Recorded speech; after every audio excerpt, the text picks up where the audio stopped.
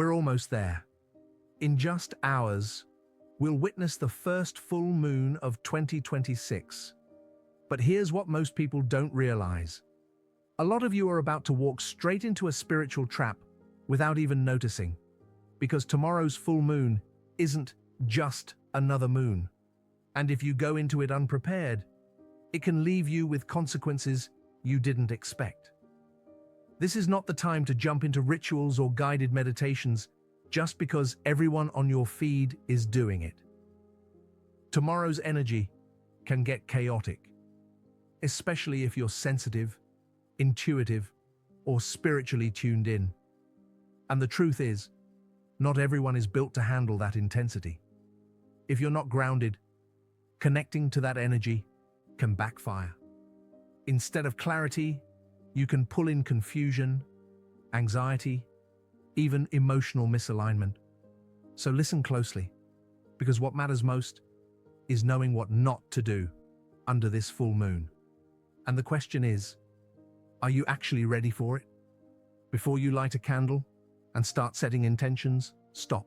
Because the energy moving through right now acts like an amplifier, meaning whatever you bring to the flame gets magnified, and that's where people mess up.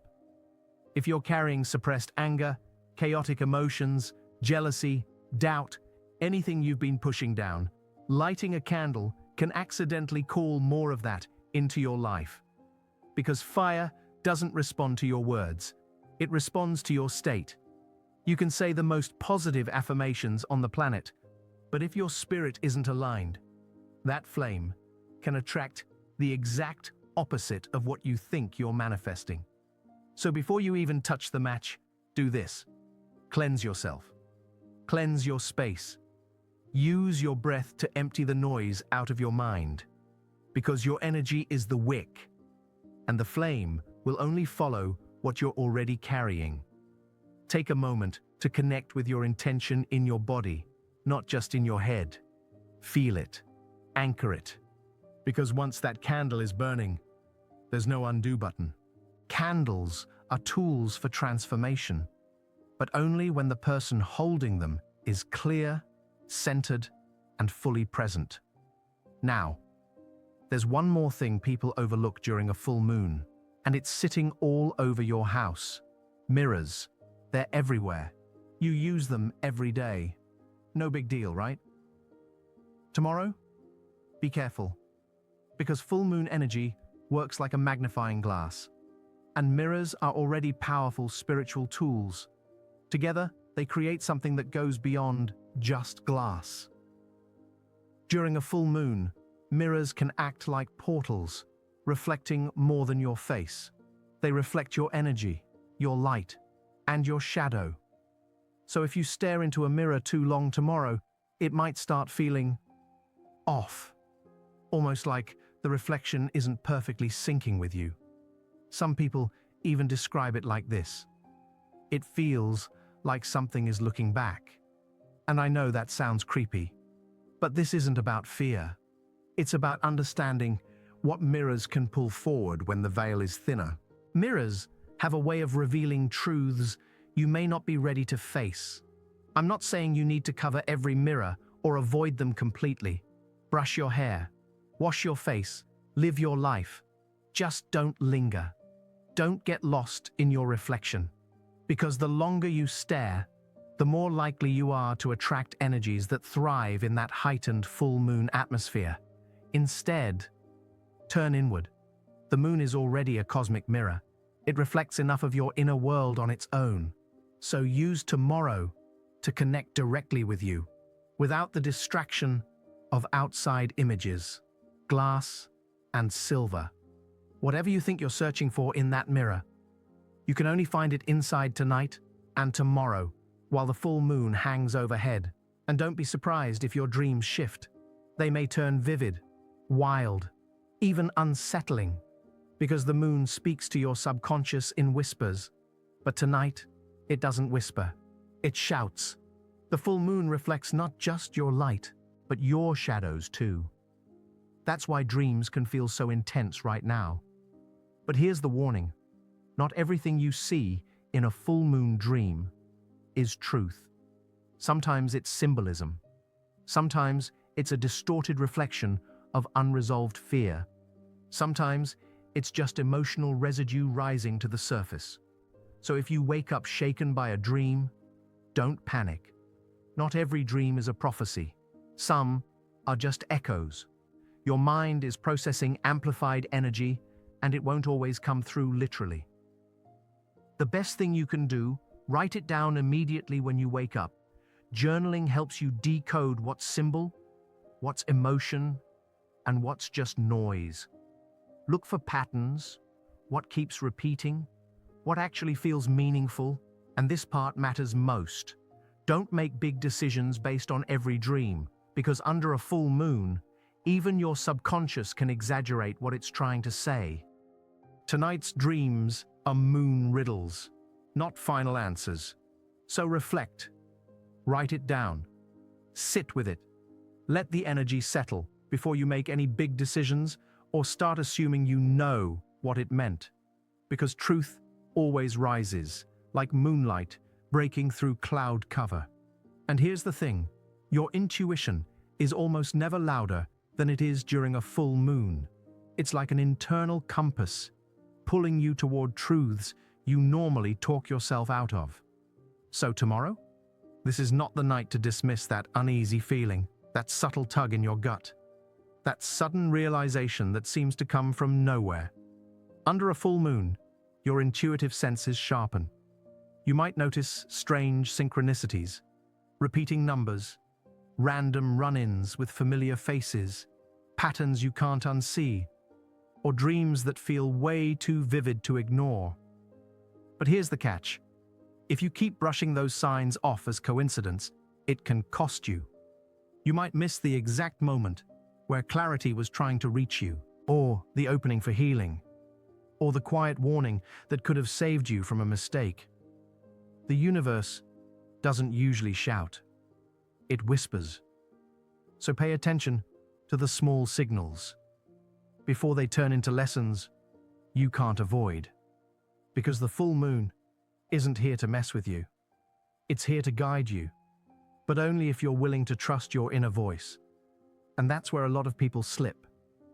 Because the full moon doesn't just bring intensity, it also triggers a very human temptation to numb out, to distract, to escape. Let me be clear, tomorrow is not the night to hide from yourself. We all have our escape hatches, right? Binging a comfort show, endless scrolling, over-snacking, over-drinking, getting lost in anything that makes you feel less. And sure, a little comfort is fine. The danger is going too far. Because under a full moon, overindulgence doesn't just distract you, it blocks you. This is a moment for heightened awareness. Don't dull your senses. Tomorrow's full moon is transformative, which means it's a moment to feel everything fully. The good, the uncomfortable, even the overwhelming parts. If you run from it too hard, you can cut yourself off from the lesson, the clarity, and even the healing the moon is trying to bring. Now, I'm not saying you need to sit in a dark room meditating all night. Watch your show, play your music, do what grounds you. Just stay conscious. Don't let escapism take the wheel, because what shows up under this full moon is showing up for a reason, and what you do next is going to matter. Tomorrow, your connection to the present moment is more than being mindful. It's a chance to truly meet yourself. Ask yourself, what am I avoiding? Why do I feel the need to distract? Because some of the most powerful transformations don't happen when we do more. They happen when we finally let ourselves feel. The moon isn't here to overwhelm you. It's here to illuminate the path. So don't hide from its light. Stay present. Face whatever comes up. You might surprise yourself with what you find. And let me ask you something. Have you ever felt like something or someone was watching you during a full moon? That strange feeling you can't quite explain. Yeah, you're not imagining it. During a full moon, spiritual sensitivity spikes. You may be picking up residual energy from other people, or even subtle presences that feel closer than usual. This isn't about horror stories or ghosts. It's about the veil feeling thinner. You're tuning into vibrations that are normally hidden in the background. The key is simple. Don't panic. Fear creates resistance. And resistance amplifies whatever you're already sensing. But you don't need to give in to it either. Just acknowledge it for what it is, something natural, and let it pass through. If you've been feeling restless, if you've had that sensation like shadows are nearby, know this: it's not there to harm you. It's often just a reflection of how much energy is moving through the atmosphere right now. So breathe, ground yourself, let it drift by like a cloud crossing a moonlit sky. Now, there's another full moon trap people fall into: doors. And I don't just mean physical doors. Under a full moon, certain doors can feel almost irresistible. The urge to open them can become magnetic, fueled by curiosity, nostalgia, longing. But hear me clearly. Not every door is meant to be opened tomorrow. Some doors lead to light, and some doors trigger chaos. The metaphorical doors matter just as much. Doors back into your past, unfinished situations, people who no longer belong in your life, old habits you thought you outgrew. The full moon has a way of reigniting old ties, even the ones you locked away a long time ago. Why? Because full moon energy amplifies emotion and memory. It brings unresolved things to the surface, and suddenly you feel pulled. You might get hit with a wave of nostalgia, a just one look urge, a strange attraction to something you swore you were done with. But before you act, stop. Ask yourself, what's really on the other side of that door? Because here's the truth. What you think you're opening might be a trap. That ex who promises closure can bring more pain. That old habit you believe you've mastered can slip out of control. That harmless decision can invite energy you're not ready to carry. A full moon doesn't only light up the present, it also casts shadows from the past. So be careful what you welcome back, not from fear, from discernment. Tomorrow, take a moment and get honest with yourself. Why do I want to revisit this? Am I looking for healing or trying to fill a void? Because what you invite in tomorrow, through people, habits, even thought patterns, can linger far longer than you expect. And remember, not every invitation needs a response. Not every door needs to be opened. Choosing no is still a choice. And when you keep the wrong doors closed, you're not just protecting your energy, you're making room for the right opportunities to find you. Now here's something else most people don't realize. Full moons amplify everything. Your energy, your emotions, and especially your thoughts. Tomorrow, the moon acts like a massive cosmic mirror, reflecting what's already inside you. But here's the issue.